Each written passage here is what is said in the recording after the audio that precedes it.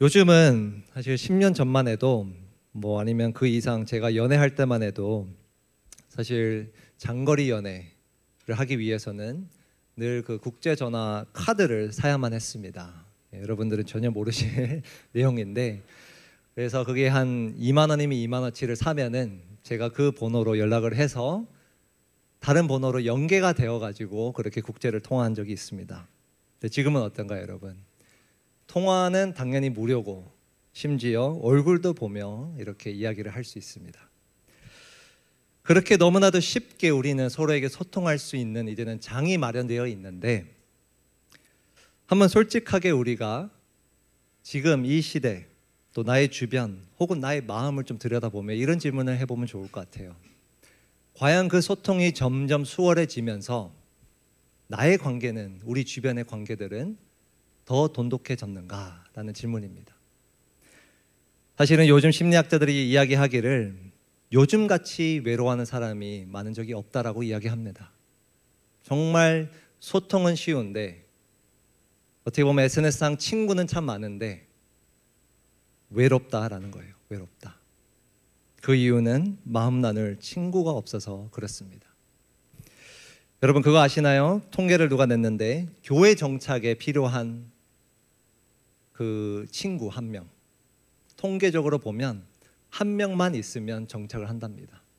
누군가가 교회에 처음 왔을 때 한 사람만 그를 반겨주고 그를 챙겨주면은 그 한 사람으로 말미암아 충분히 정착할 수 있다는 통계예요.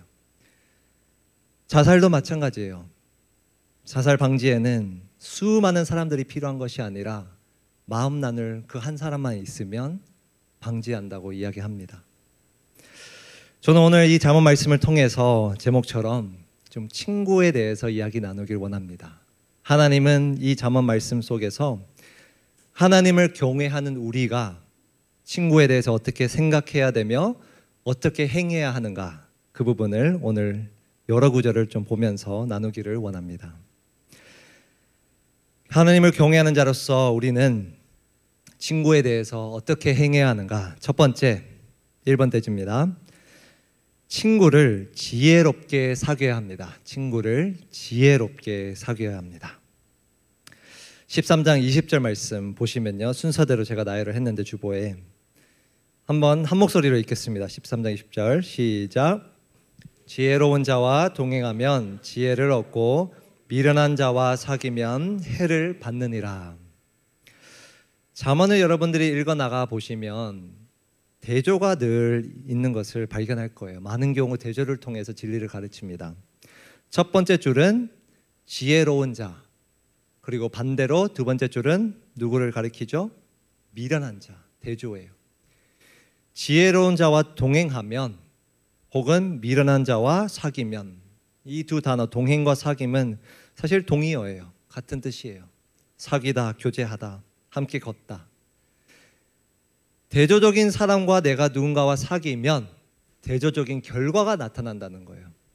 그 결과가 어떤가요? 지혜로운 자와 동행하면 지혜를 얻고, 반면에 미련한 자와 내가 동행하면 혹은 사귀면, 잘 보십시오, 미련을 얻는다가 아니라 해를 받는다. 아주 강한 메시지예요. 해를 받는다.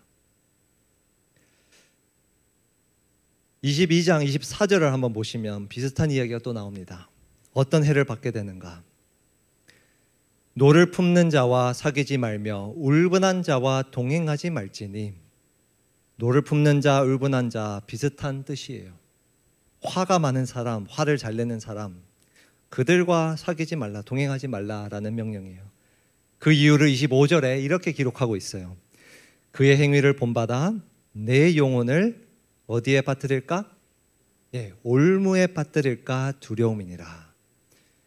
여러분 여기서 올무는 함정이에요. 근데 히브리어 이 단어는 대개는 이 올무를 피하기 위해서, 내가 정말 살아남으려면 이 올무를 피해야 되는 것을 강조를 하는 단어입니다. 그런데 도리어 내가 이러한 자들과 동행하면, 사귀면 그들을 본받아 내가 올무에 빠진다라는 말씀이에요. 그리고 23장 넘어가서 보시면 20절 21절에 술을 즐겨하는 자들과 또 고기를 탐하는 자들과 더불어 무엇하지 말라? 사귀지 말라. 술은 제가 나중에 한 주제로 잠언을 가지고 또 다룰 겁니다. 그런데 여기서는 술을 즐겨하는 자, 그리고 또 무엇을 탐하는 자요? 고기를 탐하는 자. 저도 고기를 정말 탐하거든요. 저랑 밥 먹을 때는 꼭 생선을 피해 주십시오. 저는 육고기를 좋아합니다. 여러분, 고기를 탐하는 자. 우리가 고깃집에 가지 말란 얘기인가? 술집에 절대 출입하지 말란 얘기인가? 그런 얘기가 아니에요. 이 술을 즐겨하는 자, 고기를 탐하는 자는 한 대표를 이야기하는 거예요. 누구를 이야기하는가? 바로 자기 욕망에 사로잡힌 자, 그런 뜻이에요. 자기 욕망에 사로잡힌 자. 그러한 자들과 더불어 사귀지 말라라고 이야기하고 있어요. 그리고 그 이유를 21절에 이렇게 기록합니다. 원어에서 빠진 단어인데요. 그 이유는 술 취하고 음식을 탐하는 자는 가난하여질 것이요 잠자기를 즐겨하는 자는 헤어진 옷을 입을 것임이니라. 무조건 술을 좋아하고 고기를 좋아하면 가난해지냐? 그런 말씀이 아니에요. 그러한 자들과 내가 동행할 때 특별히 욕망에 사로잡혀서 그 욕망에 이끌리어 살아가는 그 자들과 내가 함께 할 때 그들처럼 동일하게 가난해질 가능성이 있음을 경고해 주는 메시지입니다. 이 말씀들을 우리가 종합적으로 보면요, 내가 누군가를 차별하라 이런 말씀이 아니라 내가 누군가와 함께 시간을 보내고 교제하고 사귈지를 매우 지혜롭게 선택해야 함을 말씀해 주는 진리입니다. 우리더러 지금 하나님은 누구와 친구 관계를 맺을지, 이웃 관계를 맺고 정말 함께 시간을 보내고 마음을 나눌지를 신중하게 선택하라는 말씀이에요. 그게 첫 번째 진리입니다. 친구를 지혜롭게 사귀어라. 여러분은 잘 모르실 수 있는데 저는 이 농구, 특히 NBA에 관심이 참 많거든요. 그래서 요즘도 계속 이렇게 경기 하이라이트를 보거나 또 뉴스를 접합니다. 최근에 NBA에서, 미국 프로농구에서 아주 화제가 되고 있는 사실 안타까운 소식이 하나 있습니다. 그건 뭐냐면 20대 초반에 아주 젊은 나이에 이미 스타가 되어서 1년에 수백억을 버는 선수가 한 명 있는데 그 선수가 지금 몇 주째 경기에 못 나오고 있어요. 그 이유는 부상을 당해서가 아니라 징계를 받아서 그래요. 어떤 징계인가? 계속해서 몇 번째 지금 총기 사건과 연루가 돼 있어요. 그가 누군가를 죽인 건 아닌데 총기와 관련된 불미스러운 자리에 계속해서 나타나다 보니까 아예 거기서 NBA에서 징계를 내렸습니다. 경기 출전 정지. 지금 이게 화제예요. 어떻게 수백억을 버는 그가 지금 이렇게 그의 인생을 낭비할 수 있는가? 지금 미디어에서는 계속해서 그를 비난하고 있습니다. 그런데 들리는 이야기가 뭐냐면 그가 왜 이렇게까지 하고 있는가? 바로 그 주변 친구들 때문에 이 자리까지 왔다라는 소식들이 계속해서 드러나고 있어요. 그들의 주변의 친구들이 늘 총기를 가지고 다니고 있고 계속해서 뭔가 사고를 일으키고 있기 때문에 그가 지금 이 지경까지 왔다라는 뉴스들입니다. 아까도 말했지만 친구를 지혜롭게 사귀라는 말은 사람을 차별하는 뜻이 아닙니다. 하나님은 결코 그런 것을 우리에게 가르치는 것은 아닙니다. 우리는 당연히 모든 자를 그리스도의 상으로 품어야 합니다. 그런데 하나님은 잠언을 통해 지금 무엇을 가르쳐주고 계신가? 내가 현재 내 삶 속에서 누구와 함께 시간을 보내고 밥을 먹고 마음을 나누고 함께 하는가? 그 마음 깊이 마음 나눈 관계 속에서 누구와 함께 하는가가 나에게 막대한 영향을 준다는 말씀이에요. 나도 그들의 행위를 본받을 수도 있고 그들과 똑같은 길을 걸어갈 수 있다라고 경고하시면서 우리더러 친구를 지혜롭게 사귀라고 말씀하고 계십니다.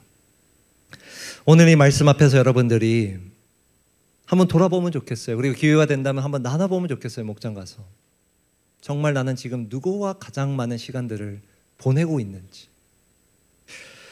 여호와를 경외하는 자는 가장 먼저 친구를 지혜롭게 사귀입니다. 그리고 두 번째로 친구를 귀히 여깁니다. 친구를 귀하게 여깁니다. 잠언 18장 24절입니다. 많은 친구를 얻는 자는 해를 당하게 되거니와 어떤 친구는 형제보다 친밀하니라. 여기서 많은 친구라는 이 히브리어 복수형은요, 구약에서 딱 4번밖에 등장하지 않는데 한 번을 제외하고는 모두가 다 부정적인 의미로 사용됩니다. 이런 친구들이에요. 제가 시간상 그 구절들을 다 언급하진 않겠지만 이런 친구들을 언급할 때 사용되는 표현이에요. 내가 돈이 많이 생겼을 때 갑자기 연락하는 그런 친구들.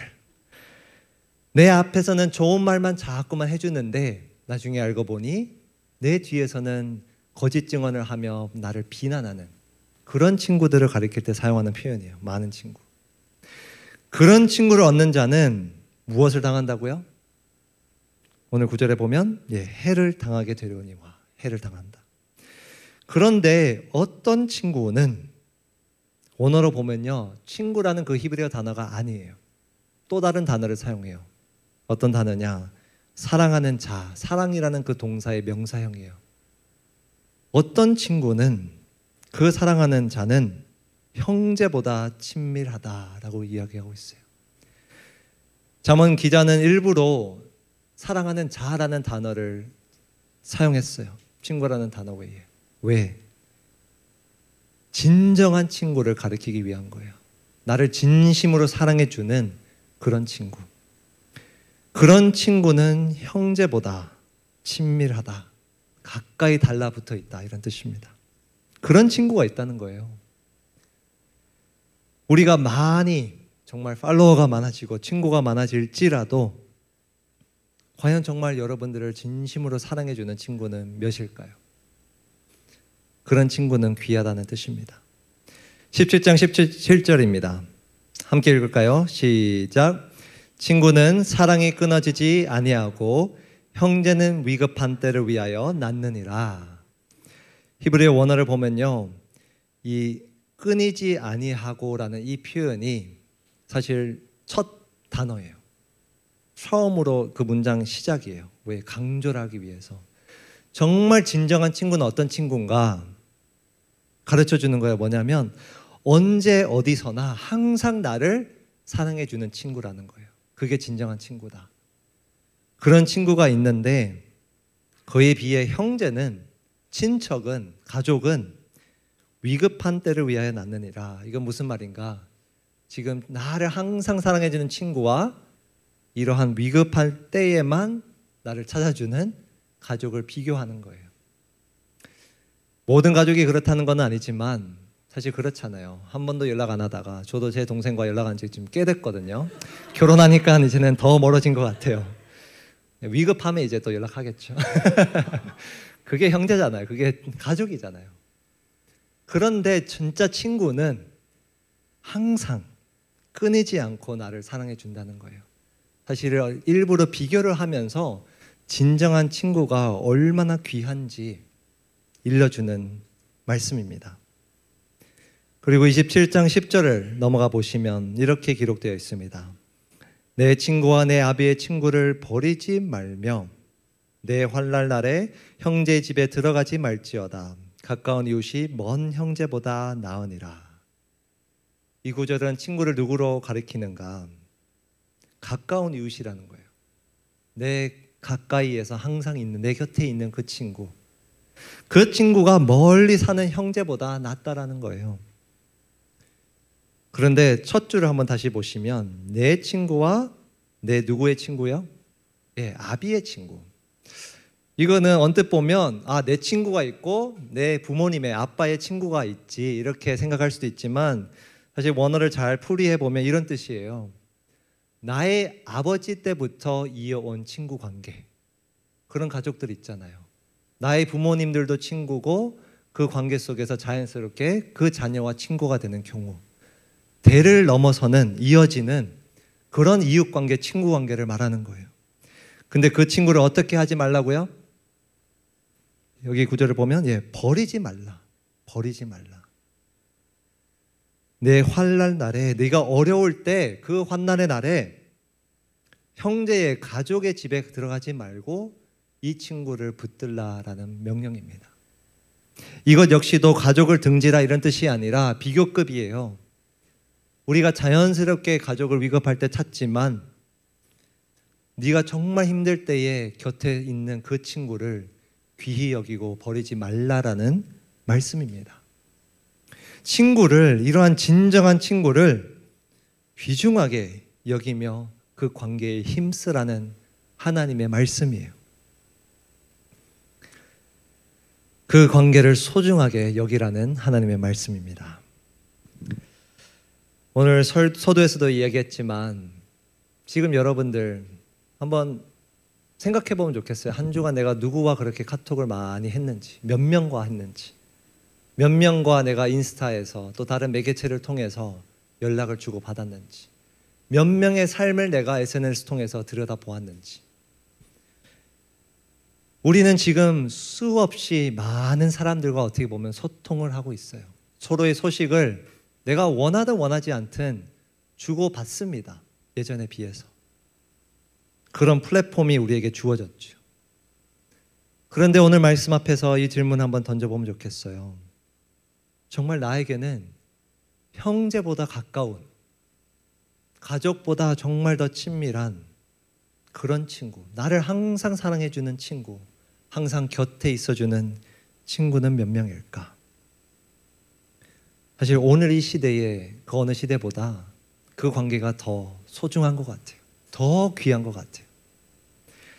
세상의 관점에서는 인싸가 되는 게 중요하지만, 팔로워가 많은 게 중요하지만 하나님은 말씀해 주는 거예요. 그게 많은 게 중요한 게 아니라 정말 너를 생각해 주고 위해 주는 그 진정한 친구, 그 관계를 붙들으라고, 거기에 힘쓰라고 하나님은 오늘 우리에게 일러주는 것입니다. 제가 어제 일어났던 일인데 사역자들과 점심 식사를 밖에서 하고 교회에 딱 들어왔습니다. 근데 그때가 언제였냐면 우리 7세 이상, 그러니까 저학년, 초등학교 저학년 아이들이 이제 어하나를 하고 막 카페에 몇 명 앉아 있었어요. 다 하나같이, 거짓말 안 하고요, 한 5명 정도 앉아 있었는데 다 하나같이 교회 카페 듬성듬성 앉아서 폰을 보고 있는 거예요. 5명 모두가. 그걸 보면서 우리 사역자들이 되게 마음이 좀 짠했어요. 아, 이렇게 살아가는 친구들이구나. 분명히 같이 한 공간에 있는데 서로 말 한마디 하지 않고 각자의 폰 앞에서 게임을 하든 뭘 보고 있는 거예요. 사실 그런 시대에 여러분, 사람과 대면하기보다 이제는 기계가 더 편한 시대에 우리는 살고 있어요. 여러분, 이 시대에 우리가 정말 투자하고 힘써야 할 관계는 그 SNS 통해서 나에게 좋아요를 눌러주는 그런 사람들이 아니라 정말 나를 위해주는 사람, 내 곁에 있어주는 그 사람, 나를 사랑해 줄 수 있는 그 친구, 그 친구에게 우리가 정말 힘써야 합니다. 그러한 친구들을 우리가 귀하게 여겨야 돼요. 오늘부터 목장 모임이 시작이 되죠. 많게는 한 15명, 적게는 한 10명 이내의 인원들이 모일 거예요. 오늘 딱 첫 자리에 가서 왜 또 얘는 앉아있지 여기에. 얘랑 또 어떻게 내가 한 학기 1년을 같이 하지, 이런 마음이 들 수도 있어요. 여러분, 들 수도 있어요. 그런데 오늘 말씀 앞에서 이 말씀을 들은 우리는 다른 마음가짐을 가지면 좋겠어요. 아, 내가 정말 이 목장에 나에게 붙여주신 이 영혼들과 힘써보자. 정말 귀하게 여기고 힘써보자. 여러분들이 그런 마음으로 이 목장에 임하시길 바랍니다. 여호와를 경외하는 자는요, 친구를 지혜롭게 사귀고, 두 번째는 친구를 귀히 여깁니다. 귀중하게 여겨요. 그리고 마지막으로 친구를 어떻게 대하는가? 그 친구를 세워줍니다. 친구를 세워라. 오늘 우리가 읽었던 본문 말씀입니다. 철이 철을 날카롭게 하는 것 같이 사람이 그의 친구의 얼굴을 어떻게 하느니라? 빛나게 하느니라. 빛나게 하느니라. 원어를 그대로 살려 번역하면요, 동일한 단어예요. 그 친구의 얼굴을 날카롭게 한다. 날카롭게 한다. 예, 이거는 그 친구의 얼굴에 칼을 댄다 이런 뜻이 아닙니다. 여기서의 철은 사실 칼을 뜻해요. 칼을 가리키는 또 다른 표현이에요. 칼이 칼을 날카롭게 하듯이 그 당시에는요, 칼을 날카롭게 하는 작업이 많이 있었어요. 생계 수단이었어요. 그래서 항상 칼을 날카롭게 하는 도구가 있었어요. 또 다른 칼. 그래서 칼을 그렇게 날카롭게 하는데 지금 이렇게 이야기하는 거예요. 사람이 그의 친구를 날카롭게 한다. 이건 뭐냐면 그 친구를 세워준다는 이야기입니다. 칼이 날이 서야 사용이 되는 것처럼, 좋은 것처럼 그 친구가 좋은 사람이 되도록 세워준다는 말씀이에요. 그런데 왜 얼굴이라는 표현을 굳이 썼을까? 사실 히브리어 단어에 좀 언어 유희 같은 거예요. 얼굴이라는 이 히브리어 단어는 때로는 칼날이라는 표현으로 사용됩니다. 사람의 얼굴이 칼날. 그래서 이렇게 표현한 거예요. 얼굴을 빛나게 한다. 날카롭게 한다. 친구를 우리는 어떻게 대해야 되는가? 그 친구가 정말 날선 검처럼 그 사람이 또 그 된데미가 그의 인격이 점점 자라갈 수 있도록 우리는 친구를 세워줘야 된다고 이야기하는 거예요. 그런데 이 비유를 잘 보십시오, 여러분. 칼의 입장에서 보면 날카롭게 되기 위해서는 어떻게 돼요? 마찰을 견뎌내야 돼요. 사실은 어떻게 보면 아파요. 사실 그런 비유예요, 오늘 이 말씀이. 친구를 우리가 세워주기 위해서는 때로는 그 친구를 아프게 할 수도 있다는 거예요. 그래서 이 구절, 몇 구절 전에 보면 6절에 보시면 이런 또 잠언 구절이 있어요. 친구의 어떤 책망은? 아픈 책망은 충직으로 말미암는 것이나 원수의 잦은 입맞춤은 거짓에서 난 것이니라. 친구의 아픈 책망. 진정한 친구는요, 여러분들 앞에서 좋은 말만 해주는 사람이 아니에요. 때로는 아프더라도 책망을 해줄 수 있는 게 진정한 친구라는 거예요. 그리고 그의 마음은 충직에서 말미암는다라는 거예요. 정말 신실함에서 내가 언제나 그 친구를 사랑하기에 그런 마음 때문에 때로는 아픈 책망도 준다는 거예요. 반대로 원수는 겉으로 보면 다 입맞춤이에요. 좋은 말만 해주는 거죠. 그런데 다 뭐예요? 거짓에서 나는 거예요. 분명히 내가 잘못된 길로 가고 있는데 아우 잘하고 있어 잘하고 있어 이야기해주는 사람은 친구가 아니라는 거예요. 여러분, 이게 우리의 역할이라는 거예요. 내 옆에 형제 자매가, 내 친구가 잘못된 길로 나아갔을 때 그저 침묵하는 것이 아니라 그의 앞에서 기분 나쁘지 말라고 아우 잘하고 있어 격려하는 것이 아니라 때로는 아픈 책망으로도 그를 바로 잡을 수 있는 게 친구라는 거예요. 세워주는 것. 그거를 이야기하는 겁니다. 우리의 목장 관계도 그러했으면 좋겠어요, 여러분. 여러분들이 목장 안에서 이제 한 학기 동안 많은 나눔을 하게 될 텐데 또 어떤 이제 어느 시점이 되면 나의 속마음을 나누게 될 텐데 여러분들이 정말 그러한 관계로 발전해 나갔으면 좋겠어요. 그냥 그 말씀을 들으며 그 나눔을 들으며 기도해 줘야지가 아니라 때로는 정말 그 친구가 마음이 상할지라도 내가 그 친구를 위해서 책망할 수 있는 그런 관계. 이렇게 하면 안 될 것 같은데 이렇게 해보자 라고 이야기해 줄 수 있는 그런 친구의 관계가 되었으면 좋겠습니다. 그것이 진정한 친구라고 하나님은 일러주고 있는 거예요. 그 친구를 세워라. 이 청년부 사역을 하면서 제가 여러 번 이야기를 했던 것 같아요. 이미 우리의 이 공동체는, 우리의 이 관계는 하나님께서 정말 예수 그리스도의 핏값으로 사신 공동체라는 것. 여름 수련회 때도 나눴어요. 저희가 우리가 서로 다를지라도, 서로 잘 모를지라도 이 관계의 가장 기본적인 공통점은 바로 그리스도의 피입니다. 그 피 안에서 우리는 연합이 되었고 그 레디컬한 정말 값으로 말미암아 이 목장과 청년부가 존재할 수 있는 거예요. 그렇다면 우리는 무엇을 해야 되는가? 레디컬한 값으로 구매된, 어떻게 보면 이루어진 이 관계가 우리도 이제는 레디컬하게 이 관계를 붙들어야 돼요. 힘써야 돼요. 지금은 서로를 잘 모를지라도 오늘 말씀처럼 정말 내가 지혜 가운데 이 관계에 힘쓰고 이 관계를 귀중하게 여기고 더 나아가 서로를 정말 세워줄 수 있는 그 관계로 우리가 나아가야 합니다. 레디컬하게. 오늘 이 말씀을 통해서 정말 우리 모두가 친구를 지혜롭게 사귀고 또 귀하게 여기고 서로를 세워나가는 우리 복된 청년부가 되길 주님의 이름으로 축복합니다.